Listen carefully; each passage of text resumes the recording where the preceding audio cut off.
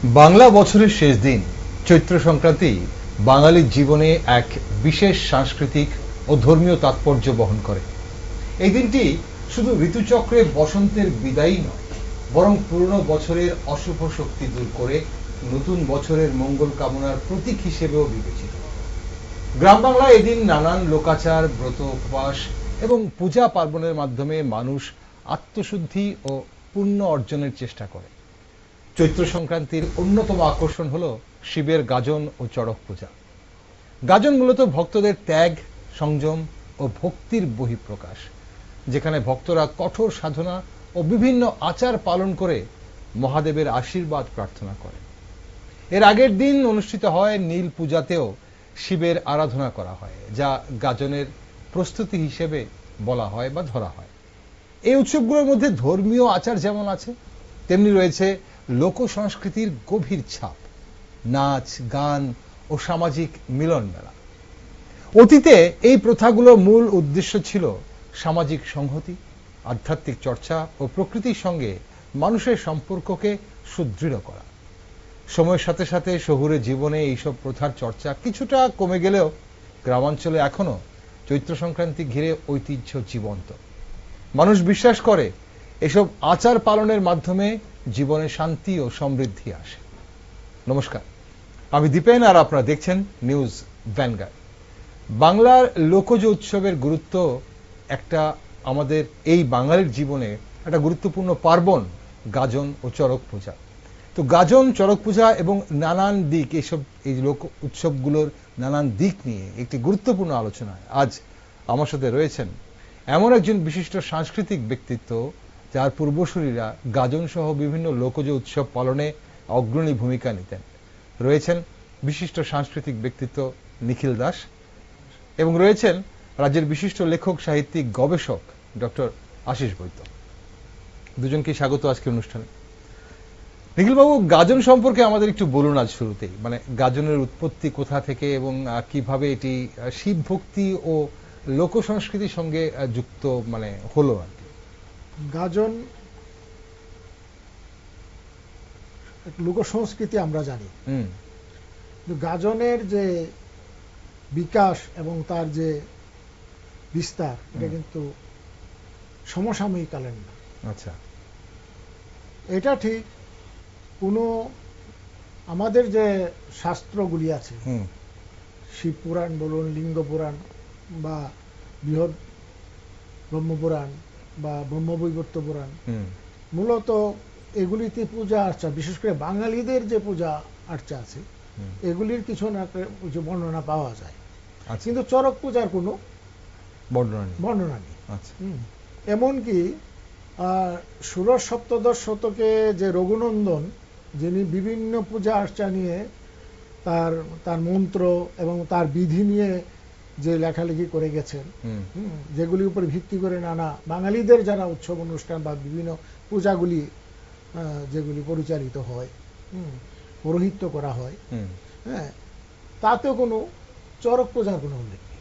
আচ্ছা, হ্যাঁ, তবে একটা জনশ্রুতি আছে, এটা হলো 1485 সাল নাগাদ সুন্দর আনন্দ ঠাকুর নামে একজন রাজা ছিলেন। আচ্ছা, তিনি নাকি এটার চড়ক পূজার প্রচলন করেন, কিন্তু এটার কোনো ঐতিহাসিক ভিত্তি নেই।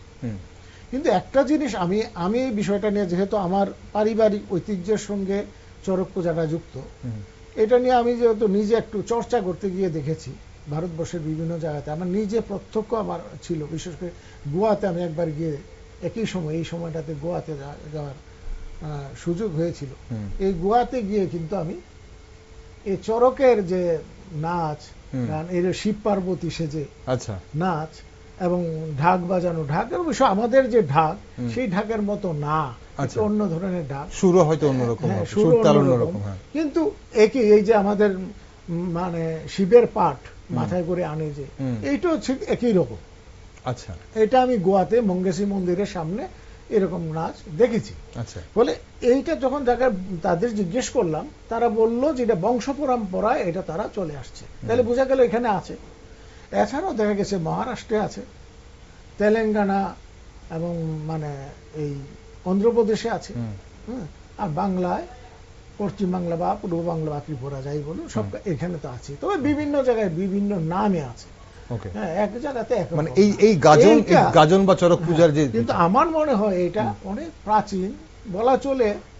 এটা কোনো মানে আমাদের যে ব্রাহ্মণ্য সংস্কৃতি, যেটা আমাদের বিভিন্ন শাস্ত্র, বেদ বা বেদান্ত, এইসব মানে যে আমাদের শাস্ত্র বা পৌরাণিক শাস্ত্র, এই শাস্ত্র ভিত্তিক না তো, এটা একটা লোকজ, এটা অনেক প্রাচীন কাল থেকে, তারও আগে থেকে প্রচলিত হয়ে আসছে। ওকে, আসবো আপনার কাছে আরেকবার। আশিসবাবু, এই যে গাজন কি শুধু ধর্মীয় আচার, নাকি এর মধ্যে সামাজিক ও কৃষি ভিত্তিক জীবনেরও প্রতিফলন রয়েছে? অবশ্যই, এটা তো ধর্মীয় একটা অনুষঙ্গ পেয়েছে। আমাদের প্রায় লোক সংস্কৃতি বা লোক সাংস্কৃতিক যে বিষয়গুলো আছে সেগুলোর সঙ্গে ধর্মকে আমরা মিশিয়ে নিয়েছি, বা আমাদের পূর্বপুরুষরা এটা আগেই মিশিয়ে নিয়েছিলেন। তার সঙ্গে আবার নৃতাত্ত্বিক একটা বিষয়ও আছে। কারণ কি, এই যে তিনি বলছিলেন যে মহারাষ্ট্র কিংবা অন্যান্য জায়গাতে আছে, ভারতবর্ষের বিভিন্ন প্রদেশে এটা রয়েছে, রকম ফের হিসেবে রয়েছে। তাহলে আমি আমার এই প্রশ্নের উত্তরে এটাই বলতে পারি যে ধর্মীয় অনুষঙ্গ পৌরাণিক, যে আমাদের পৌরাণিক শাস্ত্রগুলো, যেমন শিব পুরাণ, ধর্ম ঠাকুরের নিয়ে ধর্মপুরাণ, ধর্ম ঠাকুর এটা মানে বুদ্ধ ধর্মের থেকে একটু পৃথক যদিও, কিন্তু বুদ্ধদেব নিয়েও কথা আছে, এরকম বুদ্ধ গাজনও আছে, ধর্মগাজনও আছে, আর আমাদের শিব গাজন তো রয়েছেই। তাহলে দেখা যাচ্ছে এটার ব্যাপ্তি বিস্তার কিন্তু অনেকটা বৌদ্ধ ধর্মকে টাচ করছে। ওইদিকে আমরা কি বলবো, পৌরাণিক আমাদের যে হিন্দু শাস্ত্র সেটাকে টাচ করছে। অবশ্যই এটা অনস্বীকার্য, আমাদের যে অন্তর্জাল শ্রেণী তথাকথিত নিম্নবর্ণের মানুষ যখন আমাদের বৈদিক সভ্যতারও আগে, মহেঞ্জোদারো হরপ্পার পাশাপাশি আরো সভ্যতা ছিল, কারণ বৈদিক আর্যরা তো হঠাৎ শূন্য স্থানে আসেনি, নিশ্চয়ই লোকলস্কর ছিল, মানুষজন বসবাস করতেন, না হলে তারা এখানে আকৃষ্ট হবেন কেন, বা বিন্ধ্য পর্বতের আশেপাশে তারা বসতি স্থাপনই করবেন কেন? এবং তারা তো যুদ্ধ করতে এসেছিলেন, লুটপাট করতে এসেছিলেন, কিন্তু এখানে এসে তারা সংসার ধর্ম করার দিকে মন দিলেন কেন? তাদের নারী কোথায়? সুতরাং স্থানীয় নারীও ছিল, স্থানীয় অধিবাসী নারীরা ছিল, তাদেরকে বিবাহ করেছেন, মিশ্র এভাবে একটা সভ্যতা গড়ে উঠেছে। তো এইভাবে আমরা দেখি যে এটার সঙ্গে ধর্মীয় বিষয়টা আছে। শিব তো আমাদের অনার্য দেবতা প্রকৃত পক্ষে, পরবর্তীকালে আর্য সমাজ এটাকে গ্রহণ করেছেন। গ্রহণ বর্জনের মাধ্যমে বহু বৌদ্ধ দেবদেবী আমাদের মধ্যে ঢুকেছে, যেমন ধর্মশাস্ত্র ঠাকুর, ঠিক গ্রহণ বর্জনের মাধ্যমেই আমাদের পৌরাণিক শাস্ত্রের মধ্যেও বহু বিষয় চলে এসছে। এখন কথা হলো যে আপনার যে প্রশ্নটা ছিল কৃষি ভিত্তিক, যে জীবনের প্রতিফলন যে বলা হয়, অবশ্যই। এবং ধরুন এখানে দাদাও বলতে পারবেন, আমরা যে গাজনের যে মূল যে কেন্দ্রবিন্দু সেটা হচ্ছে একটা চরক গাছ, শিবকেন্দ্রিক তো নিশ্চয়ই, শিব দুর্গা হরগরি নৃত্য, বান বা মাথায় পাট বহন করার গাজন সন্ন্যাসী, এদের কথা তো একটু পরেই আসবে। কিন্তু এখানে এইটুকু বলতে হয় যে ভূমি, সমস্ত ভূমিকে, বসুমতীকে দেবী দুর্গার, মাতৃদেবীর, মাতৃশক্তির, আমরা এটাকে বলতে পারি যৌন ভাবনাটা, কিন্তু আমরা এখন কেউ কেউ অশ্লীল মনে করি, কিন্তু যৌন ভাবনা থেকে কিন্তু সভ্যতার বিকাশ এবং উন্মেষ সবকিছু এখানে। এটা আমাদের যে শিবলিঙ্গ এখন আমরা দেখতে পাই, দুনিপীঠ থাকে একটা নিচে, তো পৃথিবীকে ধরা হয়েছে তিনি মাতৃকা শক্তি দেবী দুর্গা। আর যে গাছটি, এটাকে নেহাত গাছ না, এটা তো জলে ভাসানো হয়, ঢাক দিয়ে, ঢাক বাদ্য ইত্যাদি দিয়ে এটাকে জল থেকে তোলা হয়, তাকে শুদ্ধিকরণ করা হয়, মন্ত্রতন্ত্র উচ্চারণ করা হয়, এটাকে পোতা হয় একটা গর্ত করে। গর্তটাকে আমরা ধরে দিই জুনিপীঠ ধরতে পারি। আর এই গাছটাকে মানে নৃতাত্ত্বিক বা লোক সংস্কৃতির আঙ্গিকে বলা যেতে পারে যে শিব ঠাকুরের শিবলিঙ্গ বা শিব ঠাকুর।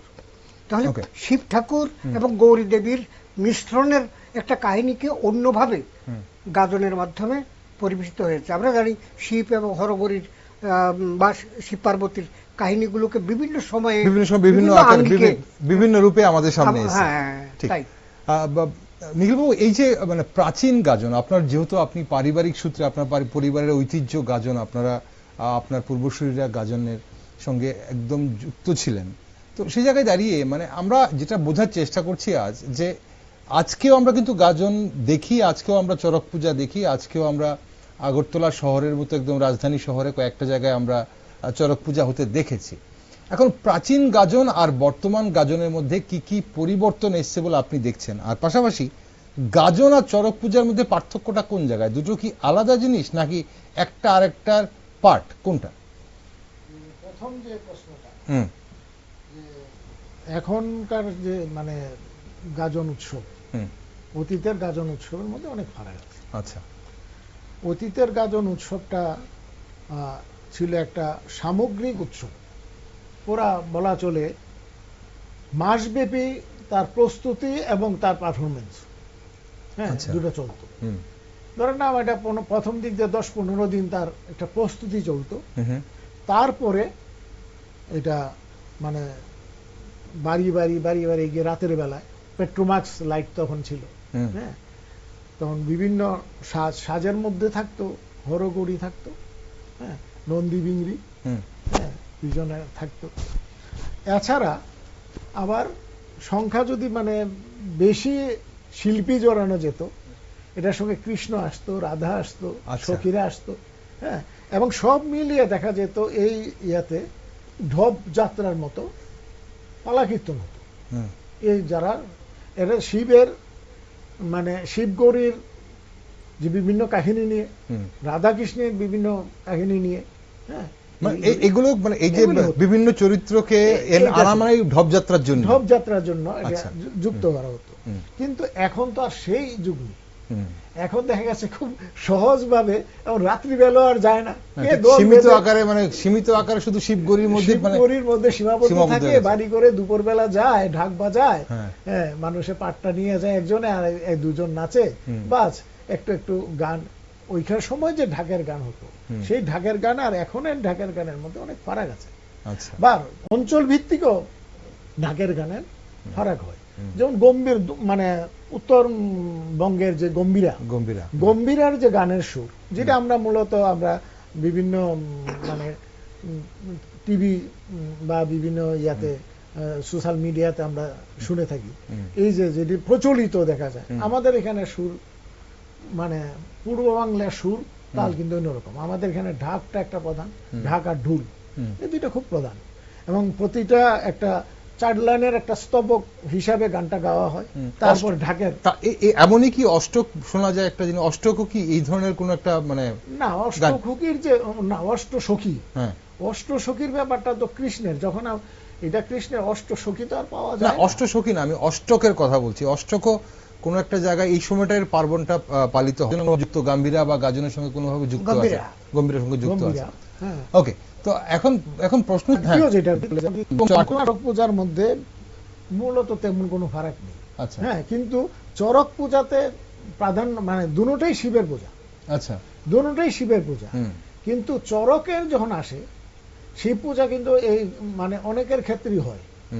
অনেক এই যে ছোটখাটো, তারা তো আর চড়ক গাছ করে আর এই পূজাটা করতে পারে না। এখন যে কত মানে খুব কম এলাকাতেই চড়ক গাছটা পোতা হয়, খুব কম এলাকাতে, কিন্তু যারা করে অনেকেই তো করছে, কিন্তু সবাই তো পারছে না। এটা তো একটা বিশাল বিষয়। আর চড়কের দাদাও বললেন, চড়ক পূজা করতে গেলে অনেক নিয়ম কানুন মেনে আনতে হয়। যেমন একটা চড়কটাকে জল থেকে তোলাকে তার শুদ্ধিকরণ করা, এবং তার যে আলাদাভাবে তাকে এনে তাকে স্থাপন করার ক্ষেত্রে অনেক ইয়ে আছে, এবং তার অনেক পূজার বিধিটি আলাদা। আচ্ছা, ফলে কিছুটা ফারাক আছে, নাইলে এমনিতে সবই মহাদেবের পূজা। ওকে, আশিসবাবু, এই যে মানে আমরা যে কোনো মানে হিন্দু ধর্মে, সনাতন ধর্মে যে কোনো পূজা বা উৎসব যখন দেখি, সেখানে ব্রাহ্মণদের একটা ব্যাপার দেখি যে ব্রাহ্মণ ছাড়া পুজো হয় না। এই যে লোকজ উৎসবগুলোতে, বিশেষ করে এই যে গাজন বা চড়ক পূজায়, এরা কোন সম্প্রদায় পুজো করে? বলা হয় এটা আলাদা ব্যাপার, এই পুজোগুলো আলাদা, এটা কিভাবে এসছে? সুন্দর প্রশ্ন। আমাদের ব্রাহ্মণ্য ধর্মের যে একটা উত্থান ঘটেছিল, এটা তো আগে ছিল না, বৈদিক যুগেও ছিল না। যে কেউ হতে পারে, যেমন পরশুরাম ক্ষত্রিয় ছিলেন, বিশ্বামিত্র ক্ষত্রিয় ছিলেন, মুনি হতে পেরেছেন, বাল্মীকি রত্নাকর দস্যু ছিলেন, মুনি হতে পেরেছেন। যে কেউ সাধনা করে মুনি ঋষি হতে পারতেন।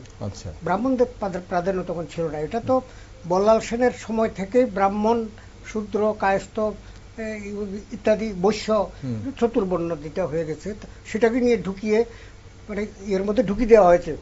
আমাদের উচ্চাঙ্গীন যে সংস্কৃতি বা উচ্চাঙ্গীন সাহিত্যগুলোর মধ্যে ঢুকিয়ে দেওয়া হয়েছে যে ব্রহ্মা মানে বিষ্ণুর পায়ের থেকে শূদ্র শ্রেণীর জন্ম ইত্যাদি ইত্যাদি। এগুলো আমাদের মূল আলোচ্য বিষয় নয়। আলোচ্য বিষয় হলো প্রথম কথা, যেটা আপনার প্রথম প্রশ্নটার মধ্যে আমি উত্তর দিতে গিয়ে একটা কথা আমি বলিনি, সেটি হচ্ছে কি উর্বরতা কেন্দ্রিক এবং সর্বপ্রাণবাদী যে চিন্তা, এটা হলো আদি ভারতীয়দের আদি চিন্তা, মানে একেবারে আদি পুরুষ যারা মানে বৈদিক সভ্যতারও আগে যারা বাংলায় বা বিভিন্ন জায়গায় যারা বসতি বা বিন্ধ্য পর্বতের আশেপাশে যারা ছিলেন বা দ্রাবিড় অঞ্চলে যারা ছিলেন দক্ষিণ ভারতে, তো এই সময়ে আমরা দেখলাম যে উর্বরতা কেন্দ্রিক একটা ভাবনা, এটা সারা বিশ্বব্যাপী, কিন্তু এটা সার্বজনীন একটা আবেদন আছে সারা পৃথিবীর সমস্ত ধর্মের মধ্যে খুঁজতে গেলে।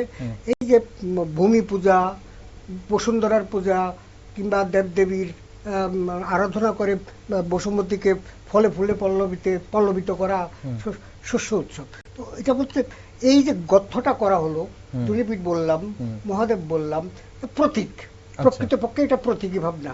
নৃতাত্ত্বিক ভাবে বলা যাচ্ছে যে এখানে কর্ষণ করার বিষয়টা আছে। আর চরকের মধ্যে দাদা যেটা বলছিলেন, সেই চরকের মধ্যে আপনি দেখবেন ঘূর্ণয়নের একটা ব্যাপার রয়ে গেছে। কে ঘুরে একদিকে মহাদেবের মূর্তি বসানো হয় দড়ির এক প্রান্তে, দড়ির আরেক প্রান্তে কে ঘুরে একজন গাজন সন্ন্যাসী, যারা ওই সাময়িক কালের জন্য সন্ন্যাস ব্রত নিয়েছেন। এই যে 15 দিন যাবৎ তিনি বলছিলেন না, 15 দিন যাবৎ নিরামিষ খাওয়া, সংযম করা, এরা মানে গাছের পূজাও বলা হয় চরক পূজাকে। গাছের পূজার জন্য যারা মানসিকভাবে বান বহন করেন, পাট বহন করেন বা বাড়ি বাড়ি হরগোল নৃত্য করেন, এই শ্রেণীর ফলে আমরা দেখতে পাচ্ছি যে উর্বরতা কেন্দ্রিক আর সর্বপ্রাণবাদী ভাবটা, বাট সবকিছুর মধ্যে প্রাণ আছে। এটা আমাদের বৈদিক শাস্ত্রও বলে, উপনিষদও বলে। ব্রহ্ম স্তম্ভ পর্যন্ত আমাদের শ্রাদ্ধ অনুষ্ঠানে আছে, ব্রহ্ম থেকে তৃণ পর্যন্ত, মানে সবকিছু তৃপ্তি ঘটক। তাহলে তৃণকেও একটা প্রাণী হিসেবে জগদীশচন্দ্র বসুর সহ অনেক আগেই তারা আবিষ্কার করেছিলেন যে প্রতিটি। জানতে চাইছিলাম ডক্টর বৈদ্য, এই যে মানে কোন সম্প্রদায় এই পুজোটা, অন্তর্জ শ্রেণী, আমি আগেও বলেছিলাম নিম্ন বর্ণের তথাকথিত ব্রাহ্মণ্য সমাজের অপোজিটে যারা আছে, মনসা পূজাও তারা করতেন। মনসা পূজা তো তার কাহিনী কি বলছে, এই পুজোতে বা এই উৎসবে, এই লোকজ উৎসবে তাহলে ব্রাহ্মণের কোনো প্রভাব নেই, ব্রাহ্মণ্যবাদের কোনো প্রভাব নেই। আচ্ছা, কোনো প্রয়োজনও নেই। কিন্তু ব্রাহ্মণরা কি অংশগ্রহণ করেন কি, মানে স্বইচ্ছায় বা ইচ্ছা করলে করতে পারে? ব্রাহ্মণ হিসেবে তো আমি ব্রাহ্মণের সন্তান, আমি গাজনের উৎসবে যাব বা গাজনে আমি অংশগ্রহণ করব, আপত্তি নেই। আচ্ছা, আপত্তি নেই, কিন্তু বাধ্যতামূলক নয়, প্রয়োজনও নেই। কারণ এই মানে যেমন মনসা পূজা, এইখানেও ব্রাহ্মণের কোনো প্রয়োজন নেই। এখানে পাঁচালি আছে, মনসার পদ্মপুরাণ। আমরা গাজনে থাকি এখন। এই যে নিখিলবাবু, আপনাদের তো একদম মানে বলবো প্র্যাকটিক্যাল অভিজ্ঞতা আছে আপনার গাজন নিয়ে, ছোটবেলা আপনি গাজনে আপনি অংশগ্রহণও করেছেন। এখন গাজন ও চৈত্র সংক্রান্তি কিভাবে গ্রামীণ সমাজে মানে সামাজিক বন্ধনকে মজবুত করে বলে আপনি দেখেছেন বা আপনি মনে করেন? সেটা এটার একটা বিশাল গুরুত্ব আছে, যদিও এখন আর সেইটা নাই, কিন্তু তখনকার সময় আদতে আমাদের মানে তেমন কোনো মাধ্যম ছিল না আনন্দ করা বা বিনোদনের, তেমন কোনো মাধ্যম তো ছিল না। এই সময়টাতে চাষবাসেরও তেমন কোনো কাজ নেই। হ্যাঁ, এই চৈত্র মাসটা সন্ধ্যার পরটাতে দক্ষিণা হাওয়া সব মিলিয়ে একটা খুব মনোরম। হ্যাঁ, বসন্তকাল তো, বসন্তকালে আলাদা একটা বৈশিষ্ট্য আছে। এই যে বৈশিষ্ট্যটা, এটার মধ্যে মানুষের মধ্যে এমনিতেই একটা আনন্দের একটা মানে ভাবনা জেগে থাকে তখন। এই ভাবনাতেই গ্রামের যে সাধারণ দাদা বললেন, হ্যাঁ, অন্তজ, একবারে অন্তজ শ্রেণীর মানুষরা, তারাই মূলত এই পূজাটা করতেন। তো এই পূজার মধ্যে তারা সবাই মিলিত হতেন। এই সময় মিলিত হয়ে তারা বিভিন্ন, এই যে আমি বললাম যে সাজসজ্জার কথা তো বললাম, মহাদেব থেকে আরম্ভ করে যারা যারা থাকে, ঢপযাত্রা হতো, ছোট ছোট ঢপযাত্রা। মানে আমরা যে ঢপযাত্রা বলতে যাত্রার হলো মানে একাঙ্ক নাটকের মতো, যে না, তাও না, সংক্ষিপ্ত ভাবে এক এক বাড়িতে গিয়ে এক একটা পার্ট, এক একটা অংশ গিয়ে অভিনীত হতো, গান। এছাড়াও সামাজিক বিষয়ের উপরে, সামাজিক মানে বিভিন্ন ইস্যুগুলি থাকতে পারে, সামাজিক বিভিন্ন সমস্যা, এই সমস্যার উপর ভিত্তি করে গান লেখা হতো, নিজেরাই গান লিখতেন, নিজেরাই এই গানগুলি গাওয়া হতো। এই যে একটা ছিল, এবং প্রতি সন্ধ্যার পরপরই রওনা দিতেন এবং ভোরবেলা ফিরে আসতেন। এই যে একটা ধরেন 15-16 তারিখ থেকে শুরু হতো, মাসের শেষ দিন মানে আগে পর্যন্ত, মানে গতকালকের যে দিনটা আছে হারি বিশ্ব বলা হয় এটাকে, 12টার পরে 12টার সময় হলো নীল পূজা, যেটা শ্মশানে হতো। নীল পূজাটা হলো মহাদেবের নীল, মহাদেবের নীল, নীলাম্বর, কিন্তু এটা এই রূপটা হলো ভৌতিক রূপ। হ্যাঁ, আর এটা শান্ত। যে মহাদেবের পূজা হয় মানে চরকে, সে হলো শান্ত, মানে একবারে মানে শান্ত শিব। আচ্ছা, আমাদের বৌদ্ধের যে মূর্তি আমরা দেখি তৈরি করে, হ্যাঁ, শ্মশানের মধ্যে রাত্রিবেলা হয়, এবং মাছ দিয়ে হয়, শোল মাছ দিয়ে এই পূজাটা হয়, নীল পূজা। নীল পূজা, আচ্ছা, এটা আগের দিন রাত্রিবেলা। তাহলে এখানে সামাজিক মানে যে বন্ধনকে মানে মজবুত করার ব্যাপারটা হচ্ছে, তাহলে আপনি বলছেন সেই যে ঢপ যাত্রা বা সেই যে মানে পালা গান করা বা সবকিছু করা একসঙ্গে করা, সেটাকে সেই জায়গাটাতে সামাজিক বন্ধনটা মজবুত হয়, মানুষ যুক্ত হয়ে যায়, মানে 40-50 জন মানুষ। এই যুক্ত হওয়াটা কি শুধুই শখের যুক্ত হওয়া, নাকি এখানে কোনো রুটি রুজির ব্যাপার থাকতো বা রোজগারের কোনো ব্যাপার থাকতো? বরঞ্চ পকেট থেকে পয়সা যায়। আচ্ছা, আর যারা এটার মানে মানে অর্গানাইজ করে তাদের তার বলার কারাগারে প্রচুর পয়সা পকেট থেকে দিতে হয়। আচ্ছা, তাহলে সেটা শুধুই তাহলে আমরা মানে তৎকালীন সময় এন্টারটেইনমেন্ট যা বলা যায়। ওকে, ডক্টর বৈদ্য, এই যে উৎসবগুলোতে মানে আমরা বিশেষ করে এই যেহেতু আজকে মানে গাজন বা চড়ক পূজার কথা বলছি, নারীদের ভূমিকা কতটা গুরুত্বপূর্ণ? কারণ আমরা একটা জিনিস দেখতাম যে গ্রাম বাংলায় আমরাও দেখেছি, গ্রাম বাংলায় গেলে দেখেছি, বা আমাদের শহর জীবনেও আমরা দেখেছি, এই যে শিব গাজন, শিব পার্বতী সেজে, পার্বতী যিনি সাজছেন উনিও একজন পুরুষই সাজতেন। এটার মধ্যে গাজনের নাকি মানে মাহাত্ম্যটা অন্যভাবে লুকিয়ে আছে। তো নারীদের ভূমিকা কিভাবে দেখা হয়েছে এই লোক উৎসবগুলোতে? দেখুন, যেটা বলছিলাম দাদা, একটা কথা বলছিলেন যে ক্ষেত্র বিশেষে অঞ্চল বিভেদে কতগুলো বিষয় আছে। যেমন আগরতলাতে বসে আমরা দক্ষিণ ত্রিপুরা নিয়ে কথা বলতে পারি না। দক্ষিণ ত্রিপুরায় কিন্তু এটাকে ঢাগির গান বলে। আচ্ছা, গাজন বলে না, বলে ঢাগির গান। সেখানে মহিষাসুর মর্দিনী মানে মহিষাসুর বধ, তারপরে রাবণ বধ, তারপরে কৃষ্ণের শঙ্খচূড় বধ, বা তুলসীর ব্রত কথা, মানে তুলসীর উৎপত্তি কথা, বা সিন্দুরের বধ, বা জলকর মধুকরের ব্রত কথা, এগুলো নিয়ে, বা ইন্দ্রসভা, যেমন শোনো শোনো ইন্দ্রসভা শোনো দিয়া মন, এইভাবে একটা ঢাকির গানের একটা সুর মোটামুটি উত্তরে দক্ষিণে পশ্চিমে সর্বত্র প্রায় একই রকম, প্রায় আমি লক্ষ্য করে দেখছি। কারণ আমার উত্তর ত্রিপুরাতে থেকে আমি অভ্যস্ত, দক্ষিণ ত্রিপুরাতে তো জন্মই হয়েছে, আর এখানেও এটা দেখেছি। সুরটা মোটামুটি শোনো শোনো ইন্দ্রসভা শোনো দিয়া মন, মানে এই তারপরে শিবের, তারপরে ঢাক একটু বাজালো, তারপর হরগরি একটা নাচ দিল। আর সখীর কথা বলছিলেন আপনি, জিজ্ঞেস করেছেন দাদাকে, দুজন সখী প্রথমে এসে, পুরুষ অবশ্য, সখী দুজন প্রথমে রুমাল দিয়ে এভাবে রুমাল ধরে, আমি যেটা দেখেছি ছোটবেলা থেকে, রুমাল ধরে একটা নাচ, একটা তক্কর দিয়ে গেল। তারপরে এবার হয়তো রাবণের মানে উচ্চ স্বরে চিৎকার, মানে তার একটা পাঠ হলো, তার সীতাহরণ, সীতা এলো, কেশাকর্ষণ করলো, তারপরে দেখা গেল রামচন্দ্র একটা বান মারলো। তো ওই হলো ওই 5 মিনিট 7 মিনিট 10 মিনিটের মধ্যে পালা শেষ। বাল্যশিক্ষা আছে না, দুষ্টমতি লঙ্কাপতি হরে নীল সীতা সতী রামচন্দ্র গদাধর তারাই গিয়ে সিন্ধু পার ঘোরতর যুদ্ধ করে বদিলেন লঙ্কেশ্বরে, রামসহস পুনরায় আসিলেন অযোধ্যায়, রামায়ণ শেষ। আচ্ছা, সংক্ষিপ্ত আকারে রামায়ণ শেষ। ওকে, না যেটা বলছিলাম এই যে নারীদের ভূমিকা, কারণ এখানে সব, তাহলে কি এই যে নিখিলবাবু এই যে যেখানে এই যে ঢপযাত্রা বলুন বা নারীদের একটা ভূমিকা আছে, এটা বলতে হবে আমাকে। এটা প্রশ্নটা আমাকে করেছিলেন, তো সেটা হচ্ছে কি, নারীরা প্রত্যক্ষভাবে এখানে ওই শিবগরিও হচ্ছে না বা রাবণ বধে অংশ নিচ্ছে না, কিছুই না, কিন্তু নারীরা অনেকেই, আমি ছোটবেলায় দেখেছি নারীদের অনেকেই ওই ঢাকির পার্টি ঢুকছে বাড়িতে হেজাক লাইট নিয়ে, হেজাক লাইট ছিল তখন, লাইট তো ছিল না, সুতরাং কারেন্ট ছিল না, হেজাক লাইট নিয়ে ঢুকছে বাড়ির দরজা থেকে বা গেট থেকেই বাজনা শোনা যাচ্ছে, টাট্টে ঢেকে আসছে। আমরা ঘুমিয়ে থাকলেও আমরা জেগে যেতাম, জেগে গিয়ে হয়তো এবার প্রতিঘর থেকেই ছেলেবেলে বেরিয়ে পড়তো 8, 10, 20টা এদের পিছিয়ে পিছিয়ে ঘুরতো। মায়েদের কাজ ছিল, বাবনদের কাজ ছিল, তারা হলুদ দনি দিত এবং সিধা আপনি বলছিলেন না এটা খরচটা চলে কি করে, নিশ্চয়ই ওনার কথাও সত্য যে উদ্যোক্তাদের পকেট থেকে কিছু যায়, কিন্তু সিধা গ্রহণের একটা নিয়ম, এলে কিছু দিতে হবে।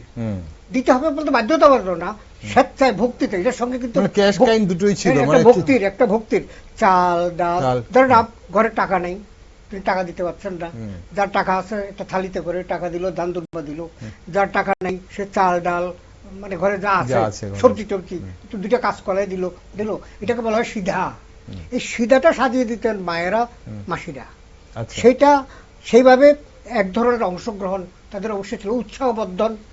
এবং যারা সন্ন্যাস নিয়েছে, গাজন কথাটা তো এসছে দুইটা শব্দ থেকে, যে শিবের বিবাহ নাকি এই চৈত্র মাসে হয়েছিল।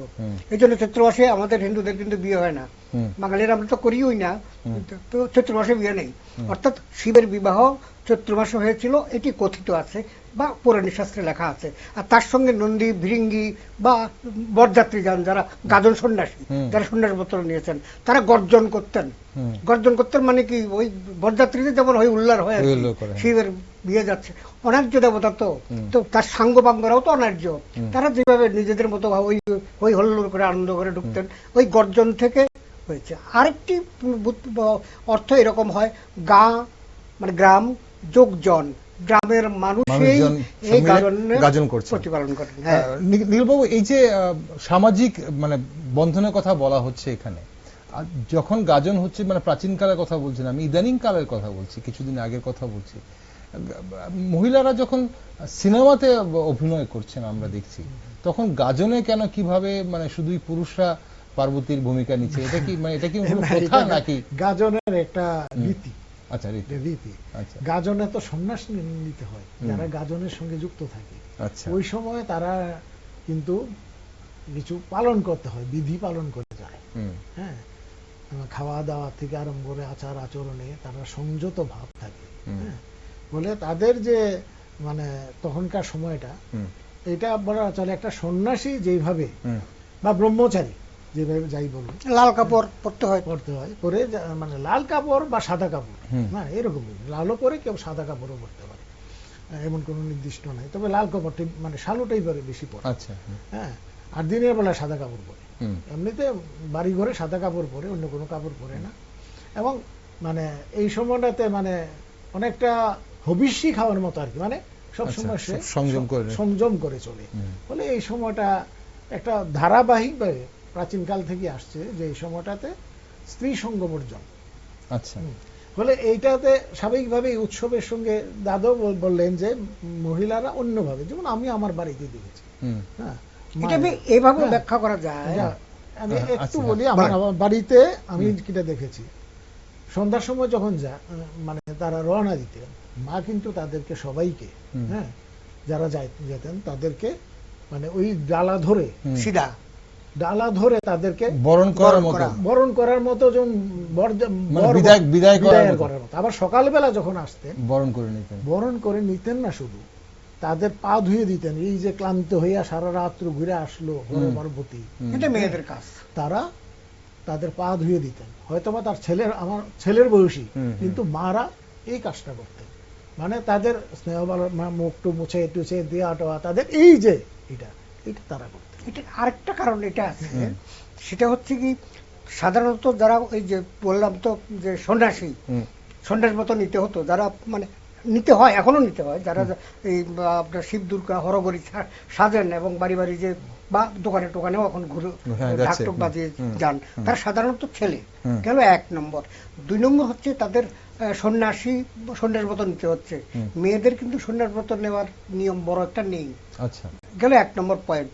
2 নম্বর পয়েন্ট হলো অত্যন্ত পরিশ্রম সাধ্য। এই ভর দুপুরে, চৈত্রের দুপুর, কিন্তু এই সময় বাড়ি বাড়ি মানে সারা দিন তারা ঘুরছে, এটা মেয়েদের পক্ষে অনেক সময় সম্ভব না। 3 নম্বর হচ্ছে এই যে বানফোর, গাজনের সঙ্গে যুক্ত, চরক গাছের সঙ্গে যুক্ত, যেটা বানফোর গাল এখান দিয়ে লোহার শলা, পিঠের মধ্যে বর্ষি 2 ইঞ্চি 2.5 ইঞ্চি লম্বা বর্ষি গেতে, তারপরে ঘুরছে, কোমরে গামছা বেঁধে, গলার মধ্যে ঢাক নিয়ে ঘুরছে, মৃত্যু ভয় নেই, মৃত্যু হয়ও না, অদ্ভুত ব্যাপার।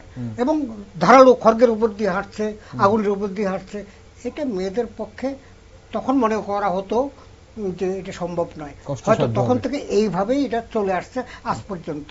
আগামী দিনে কি হবে আমরা জানি না। ঠিক, মানে সম্ভব নয় তো আমরা এখনো বলতে পারি না, কারণ না।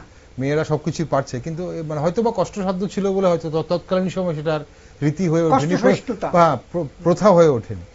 একটা ছোট্ট বিষয় হচ্ছে যে আমরা মূর্তি আজও আমরা দেখেছি, আজও আমাদের কিছুক্ষণ এই অনুষ্ঠানের মধ্যে যে ছবিগুলো যাচ্ছে এই ছবিগুলোর মধ্যে আপনারা দেখতে পাবেন এই মূর্তি যে পুজো হচ্ছে এখানে, মূর্তিটা আমরা দেখেছি অর্ধেক শিব ঠাকুর, অর্ধেক পার্বতীর এই মূর্তি। এটা কি শিব পার্বতী কি অর্ধেক অর্ধেক ভাবে এইভাবে মূর্তি করার কোনো প্রচলন কিছু আছে? অঞ্চল ভেদে আমাদের এখানে যা হতো এটাতে শিবের এটা অর্ধপরমেশ্বর বলে আচ্ছা। এই ধরনের মূর্তির মানে পূজা আমরা হয় দেখছি আলাদা। আজ এখানে পুজো হচ্ছে, আমরা দেখেছি বিভিন্ন জায়গায় যে এটা পুজো হয় হয়েছে। বিভিন্ন অঞ্চল ভেদে এটা ঋষি কলোনিতে যে আগরতলা ঋষি কলোনিতে যে পুজোটা হয়েছে বা চড়ক পূজা হচ্ছে সেখানেও দেখেছি মূর্তিটা এটার এইভাবে। নামও আলাদা আছে, অর্ধপরমেশ্বর, অর্থাৎ শিবের অর্ধেক শিব অর্ধেক পার্বতী, তার রঙও এভাবে অর্ধেক সাদা মানে ফর্সা আর অর্ধেক নীল বর্ণের। কৃষ্ণ মহাদেব সাধারণত তাদের গায়ের রং নীলই দেখানো হয় ছবিতে, কৃষ্ণ সাধারণত। এগুলো এই যে আমাদের যে লোকজ উৎসবগুলো, বিশেষ করে এই যে গাজন বা চৈত্র সংক্রান্তি, এই চড়ক পূজা, এইগুলোর পেছনে কি শুধুই ধর্মীয় বিশ্বাস নাকি কোনো বৈজ্ঞানিক কারণও আছে বা সামাজিক কারণও আছে বলে মানে আপনারা জানতেন বা কখনো শুনেছেন কি কিছু এরকম? এখানে আদতে এই লোকজ উৎসবের পিছনে মানে সবটা কি ধর্মীয় বিশ্বাস? ধর্মীয় বিশ্বাস না, ধর্মীয় বিশ্বাস না। না, আচ্ছা ধর্মীয় বিশ্বাস না। আচ্ছা, এটা হলো মানে মানুষের স্বতঃস্ফূর্ত থেকে এই উৎসবগুলির উৎপত্তি। আপনি যেই উৎসবই বলুন, এবং তার সঙ্গে প্রকৃতির সম্পর্ক রয়েছে। হ্যাঁ, প্রকৃতির বিভিন্ন যে প্রতিকূলতাকে জয় করার জন্য মানুষ দেবদেবীর জন্ম হয়েছে এবং দেবদেবীর পূজা শুরু হয়েছে। হ্যাঁ, যেমন সাপের ভয় থেকে বনসা, ঠিক এরকম আর কি। আর দাদু বলেন এই যে মহাদেবের বা পশুপতি, আদি নাম তো পশুপতি, পশুপতির মূর্তি আমরা কোথায় দেখেছি? শিলমোহরে দেখেছি, সিন্ধু সভ্যতায়। সিন্ধু সভ্যতার যুগের থেকে কিন্তু এটা প্লাস মাতৃদেবীকে দেখেছি, সপ্তমাতৃকা, সিন্ধু সভ্যতার কেন্দ্রগুলিতে সপ্তমাতৃকা মূর্তি দেখা যায়। তাহলে এই যে তাদের যে ভাবনা, এই ভাবনাটা কিন্তু ঈশ্বর ভাবনার থেকে না, এটা মনের যে ইয়াটা বিভিন্ন ভাবে তারা বিভিন্ন প্রকৃতির বিভিন্ন বিষয়গুলি নিয়ে বা গাছরা পূজা করা, বিভিন্ন ধরনের বটবৃক্ষের আমরা জানি, পঞ্চবটের কথা আমরা জানি, প্রকৃতির পূজা। এই পূজার সঙ্গে এগুলি আসছে। এগুলির সঙ্গে যে প্রাতিষ্ঠানিক যে ধর্ম, এই ধর্মের কোনো মিল নাই, কিন্তু মানুষের একেবারে এটি আবহমান কাল ধরে এগুলি কিন্তু চলে আসছে, এখনো চলছে, এবং কতদিন থাকবে আমরা জানি না, কারণ এখন যে যুগ এসেছে আস্তে আস্তে এগুলি হারিয়ে যাচ্ছে। ঠিক, এখন এই যে ডক্টর বৈদ্য, এই যে চড়ক পূজার যে রীতিগুলো আপনি কিছুক্ষণ আগে বলছিলেন যে এই যে চলন্ত আগুনের উপর হাঁটা, মানে জ্বলন্ত আগুনের উপর হাঁটা, কিংবা ছুরির ওপর খড়গের ওপর শুয়ে পড়ছেন ভক্তরা, বা চড়ক গাছের দোলা, ভক্তের পিঠে যে বড়শির মতো মানে সেখানে গেঁথে দেওয়া, এখন চড়ক পুজোয় ভক্তরা কেন এত কষ্টসাধ্য আচার মানে সেটা পালন করেন? এটার সঙ্গে মানে কি সম্পর্ক? কোনো পুজো মানে এত কষ্ট হয় না কোন? দেখুন, ঈশ্বর প্রাপ্তির জন্য আবহমান কাল থেকে মানে আমাদের পৌরাণিক শাস্ত্র কিংবা বেদ বেদান্ত সবখানে বলেছে ঈশ্বরকে পেতে হলে কষ্ট ছাড়া কেষ্ট মেলে না, কথা একটা আছে। আপনি দেখুন এই যে রাবণ যে বর পেলেন ব্রহ্মার কাছ থেকে, কিংবা যারা বর পেয়েছেন, অসুররাও তো পেয়েছেন, তারা তো অমৃত পান করেননি, অমৃত পান করার সুযোগ ছিল না, গ্রাহকে তো পান করে ফেলেছেন, গলা কেটে ফেলা হয়েছে। তো তখন তারা আপনি মানে সাধনা করছেন, দেখবেন এক পায়ের উপরে দাঁড়িয়ে, একটা মানে পা এখানে রেখে কোমরের কাছে রেখে উদ্যমমুখী হয়ে এইভাবে করছেন, মানে কষ্ট ছাড়া ঈশ্বর প্রাপ্তি ঘটে না, ভক্তিতে পেতে হবে। তাহলে ভক্তি কোথা থেকে আসছে? ভয় থেকে বা কিছু প্রাপ্তির আশা থেকে। আপনি দেখুন আমাদের একবারে প্রাচীন ধর্মগুলোর, এটা হিন্দু ধর্ম বলুন, এটাকে মুসলিম ধর্ম বলুন কিংবা খ্রিস্টান ধর্ম বলুন, একেবারে আদিতে মানুষ প্রকৃতি পূজাই করত, পাহাড়, নদী ইত্যাদি ইত্যাদি, এদের নামেই সরস্বতী হয়েছে, যমুনা হয়েছে, নানা দেবদেবী হয়েছে। আর বৌদ্ধ ধর্ম থেকে আমাদের হিন্দুদের কিন্তু দেবদেবী ছিল না, অখণ্ড মণ্ডলেশ্বর, তার কোনো রূপও নেই। মানে মোহাম্মদ ইসলামদের যেমন কোনো মূর্তি নেই, আমাদেরও ছিল না, কিন্তু অখণ্ড মণ্ডলেশ্বর, সেইটাকে ভেঙে আমরা ওই যখন ব্রাহ্মণ ধর্মের উত্থান ঘটলো, অন্তত শ্রেণী এবং আপার ক্লাস, মিডল ক্লাস এবং লোয়ার ক্লাসের মধ্যে একটা সন্ধি হলো, সবাই তো অত্যাচারিত হচ্ছে। যখন হলো ওই মনসা পূজাটা এইভাবেই তো হয়েছে, 4 সদাগর উচ্চ বর্ণের প্রতীক, আর এদিকে মানে মনসা দেবী নিম্ন বর্ণের পূজিতা দেবী, দ্বন্দ্ব মানে সামাজিক দ্বন্দ্ব, তারপরে সেটা ধর্মীয় দ্বন্দ্ব হিসাবে রূপ পেল, তারপরে 4 সদাগরকে শেষ পর্যন্ত বাহাতে হলেও মনসার পূজা করতে হলো, অর্থাৎ কিনা আর্য অনার্যের একটা মিলন ঘটলো।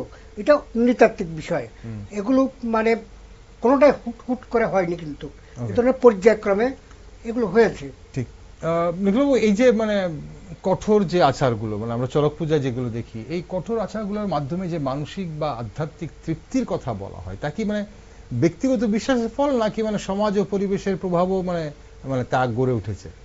সমাজ পরিবেশের উপরে আছে অনেকটা, আচ্ছা, এটা অস্বীকার করা যায় না।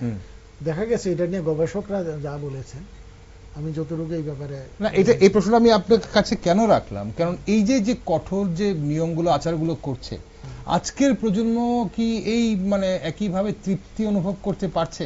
মানে এই যে মানে লোহা ফুটানো, এই যে খড়গের উপর হাঁটা, আজকের প্রজন্ম কি এগুলো দেখে তৃপ্তি লাভ করছে? এই বিষয়গুলো কিন্তু এটা সন্ন্যাসীর যে ব্যাপারটা, সন্ন্যাসীর যে মানে হঠযোগী, সন্ন্যাসীদের মধ্যে হঠযোগী এই ধরনের যারা কাজ করে, নিজের শারীরিক ভাবে নিজেকে নিগ্রহ করে যে কাজটি হঠযোগী, তো হঠযোগীদের যে মানে বর্ণনা আমরা কিন্তু অথর্ববেদে পাই। অথর্ববেদে কিন্তু সন্ন্যাসীদের বক্তব্য আছে, ব্রাত্য সন্ন্যাসী তাদের বক্তব্য আছে। তো এই সন্ন্যাসীরা সবসময় শারীরিক ভাবে নিজেকে নিগৃহীত করে তারা আরাধ্য দেবতার তারা পূজা করত, মনে হতো যে এতেই তার মানে সন্তুষ্টি, বা সে বর প্রাপ্ত হোক, বর প্রাপ্তি বিশ্বাসের উপর। কিন্তু এটা এক সময় গিয়ে একটা সামাজিক একটা বেদিতে পরিণত হয়, ধর্মান্ধতা বলুন বা এটাকে একটা শ্রেণী হাতিয়ার করে নিচ্ছে।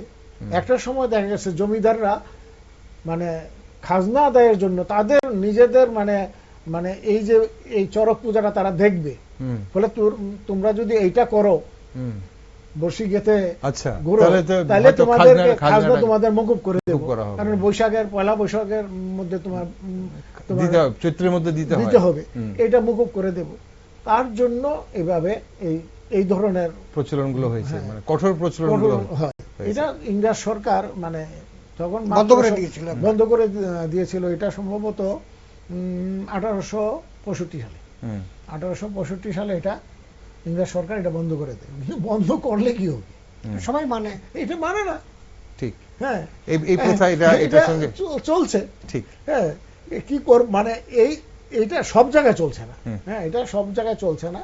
এটা কোনো কোনো যেমন পশ্চিমবঙ্গের অঞ্চলে যে এই যে গম্ভীরার কথা বললাম, গম্ভীরাতে এইসব খুব একটা নেই। আবার দক্ষিণবঙ্গে যেটা আছে বা পূর্ববঙ্গের মধ্যে, পূর্ববঙ্গের একটা অংশ সহ দক্ষিণবঙ্গে, হ্যাঁ, মানে আমাদের দক্ষিণ 24 পরগনা আগেকার বা ওই দিক দিয়ে বাংলাদেশের যে অঞ্চলটা একবারে বরিশাল পর্যন্ত, এই অংশটাতে যেটা ছিল তাদের মধ্যে কিন্তু এটা প্রচলন ছিল।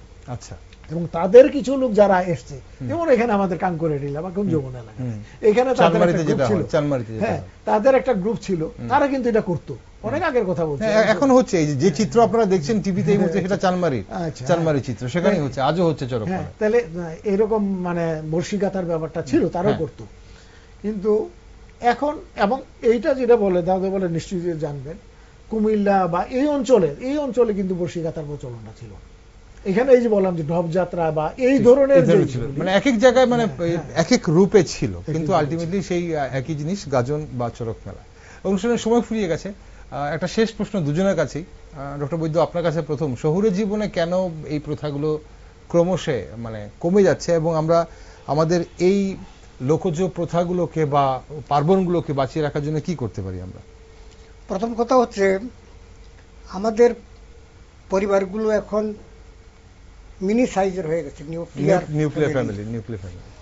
সমাজ বন্ধন আলগা হয়ে গেছে, ফ্ল্যাট সংস্কৃতি চলে এসছে। উচ্চশিক্ষার দিকে প্রধাবিত হচ্ছে, ইংরেজি বিদ্যায় শিক্ষিত হচ্ছে, পাশ্চাত্য সভ্যতা আমাদের বিশ্বায়নের ফলে প্রায় গ্রাস করেই ফেলেছে, কিংবা আমরা স্বয়ং তাদের কাছে ধরা দিয়েছি, এমনটা হতে পারে। ফলে আরো একটি কারণ হচ্ছে কি, এখন বেশিরভাগ ক্ষেত্রে আমাদের পরবর্তী প্রজন্মে একটি মাত্র ছেলে, একটি মাত্র মেয়ে, তারপরে আর ইস্যু নেই। তাদের জন্য যতটা পারে, যতটা আরামে রাখা যায়, যতটা উচ্চশিক্ষা দেওয়া যায়, যতটা ভালো পোশাকে পরানো যায়, এই দিকটা সঙ্গে রয়েছে, মোবাইল রয়েছে, ইন্টারনেট রয়েছে, ইনস্টাগ্রাম রয়েছে, নানা ধরনের বিনোদনের ব্যবস্থা। সিনেমা হলগুলিতে বন্ধ হয়ে গেছে, কারণ ঘরে বসেই তো মোবাইল টিপলে সারা পৃথিবী চলে আসছে। ইরান ইরাকে, মানে ইরান আর আমেরিকার মধ্যে যুদ্ধটা কি হচ্ছে এই মুহূর্তে আপগ্রেড আপনি একটু পরেই দেখে নিতে পারবেন আপনার। সাংস্কৃতিক অঙ্গন সংকুচিত হয়ে গেছে, লোক সংস্কৃতির অঙ্গনটা অনেকটা মানে সংকুচিত হয়ে গেছে।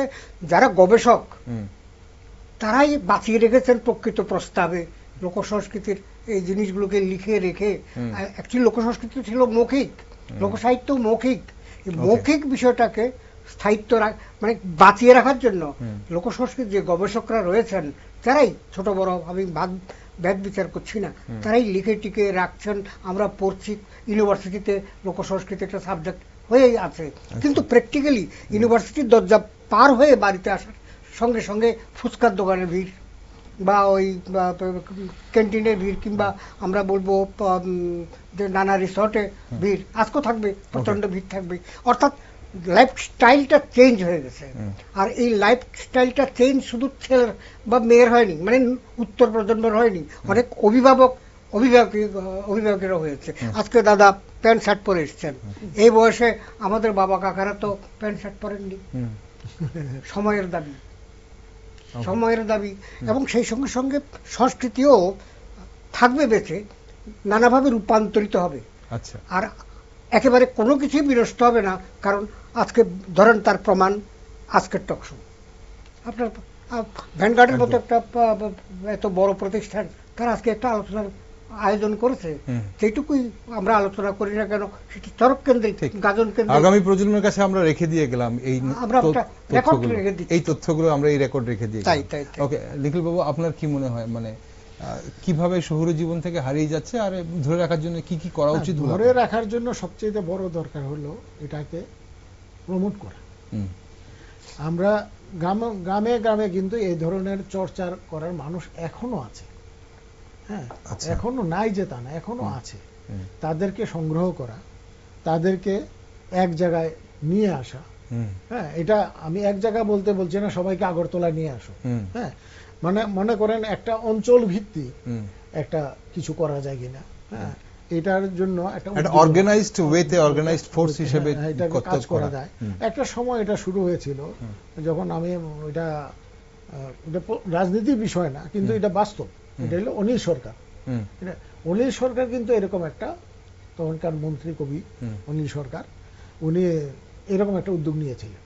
উদ্যোগ নিয়ে কিন্তু কিছু কিছু জায়গাতে এরকম কিছু টিম তৈরি করেছিলেন, এবং এই টিমগুলির দ্বারাতে চড়ক পূজা না হোক, কিন্তু এই সংক্রান্ত গান বাজনার একটা চর্চা হতো। কিন্তু এই ধরনের চর্চাটাকে আবারও এখন যেমন মানে প্রতি দ্বিতীয় মানে সেকেন্ড স্যাটারডেতে, দ্বিতীয় শনিবারে নাটক হয়। এটা সরকার এটাতে মানে এটার ব্যবস্থা করেছে, সরকার এটাতে অনুদান দেয়। এখন প্রতি কিন্তু মানে দ্বিতীয় শনিবারে কিন্তু নাটক হচ্ছে আগরতলাতে, বিভিন্ন দল করছে। হ্যাঁ, এবং একটা ভালো পয়সাও তাদেরকে দেওয়া হয়, হ্যাঁ, সম্মিলিত নাট্য উদ্যোগ। এমনকি এবার যাত্রা, কমলপুরে যাত্রা উৎসব হয়েছে সরকারি ভাবে।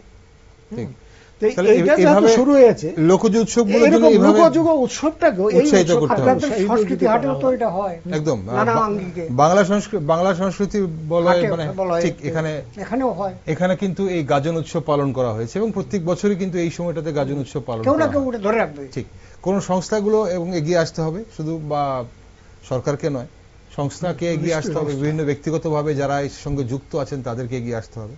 অসংখ্য ধন্যবাদ ডক্টর বৈদ্য আপনাকে, নিখিল বাবু আপনাকে ধন্যবাদ সঙ্গে থাকার জন্য। খুব সুন্দর আলোচনা করলেন আপনারা দুজনে। দর্শক বন্ধুরা, চৈত্র সংক্রান্তি ও গাজন শুধুমাত্র আচার অনুষ্ঠানের মধ্যে সীমাবদ্ধ নয়, এগুলো আমাদের ইতিহাস, বিশ্বাস এবং লোকজ জীবনের গভীর বহিঃপ্রকাশ।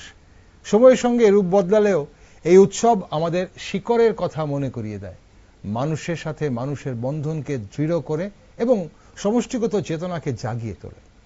তাই ঐতিহ্যকে অন্ধভাবে নয়, সচেতনভাবে ধারণ করে আগামী প্রজন্মের কাছে পৌঁছে দেওয়াই আমাদের দায়িত্ব। সবাইকে চৈত্র সংক্রান্তির শুভেচ্ছা এবং বাংলা নববর্ষের আগাম শুভকামনা। সঙ্গে থাকুন এবং দেশ দুনিয়ার সব খবর দেখার জন্য চোখ রাখুন শুধুমাত্র নিউজ ভ্যানগার্ডে।